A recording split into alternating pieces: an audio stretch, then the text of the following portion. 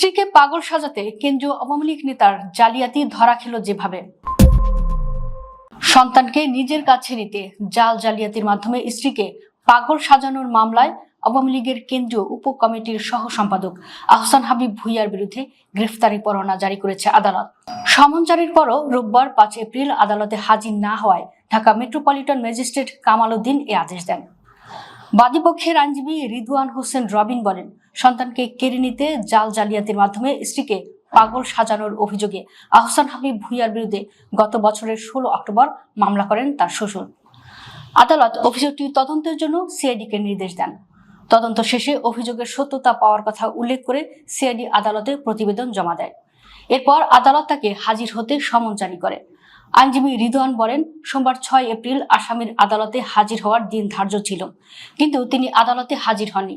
এজন্য তার বিরুদ্ধে গ্রেপ্তারি পরোয়ানা জারির আবেদন করি। আদালত আসামির বিরুদ্ধে গ্রেপ্তারি পরোয়ানা জারি করেছে। মামলার বিবরণে বলা হয়, আয়েশা আতিকের সঙ্গে পরিবারের অগোচরে বিবাহ বন্ধনে আবদ্ধ হন আহসান হাবিব। আয়েশা আতিক 2024 সালের এপ্রিলে অন্তঃসত্ত্বা হয়ে পড়েন। পরে আহসান হাবিবের পরিবারের সঙ্গে বসবাস শুরু করেন আয়েশা। তিনি বুঝতে পারেন অনেক মেয়ের সঙ্গে আহসান হাবিবের মেলামেশা আছে। সন্তান প্রসবের জন্য আয়েশা 2024 সালের 12 অক্টোবর আহসান হাবিবের পরিবারের সঙ্গে ব্যাংককে যান। গত বছরের 1 জানুয়ারি তাদের পুত্র সন্তানের জন্ম হয়। সুস্থ হয়ে 12 জানুয়ারি তারা ঢাকায় ফিরে আসেন। মামলায় বলা হয়, এরপর থেকে আহসান হাবিবের পরিবার আয়েশাকে মানসিক অত্যাচার শুরু করে। আয়েশা তার বাবাকে বলেন তাকে যেন তিনি নিয়ে যান। দুগ্ধপোষ্য সন্তানকে রেখে তাদের 27 জানুয়ারি চলে যেতে বলে আহসান হাবিব ও তার পরিবার। এই 2 দিন পর আয়েশাকে সন্তান সহ বের করে দেওয়া হয় এবং তার গয়না, ক্যামেরা ও মূল্যবান জিনিসপত্র রেখে দেওয়া হয় বলে অভিযোগে বলা হয়েছে।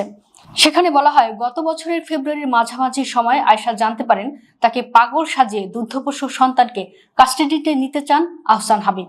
বিষয়টি জেনে ব্যাংককে তিনি যে মনোবিদকে দেখিয়েছিলেন তার সঙ্গে যোগাযোগ করে মেডিকেল তথ্য দিতে বারণ করেন। তারপরও আহসান হাবিব গত বছরের 20 February power of attorney, authorization letter ও আয়েশার পাসপোর্টের ফটোকপিতে সই জালিয়াতি করে মনোবিদের সার্টিফিকেট সংগ্রহ করেন।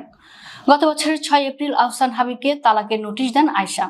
নোটিশ পেয়ে আহসান হাবিব দাম্পত্য জীবন পুনরুদ্ধারে 30 জুলাই পারিবারিক আদালতে মামলা করেন।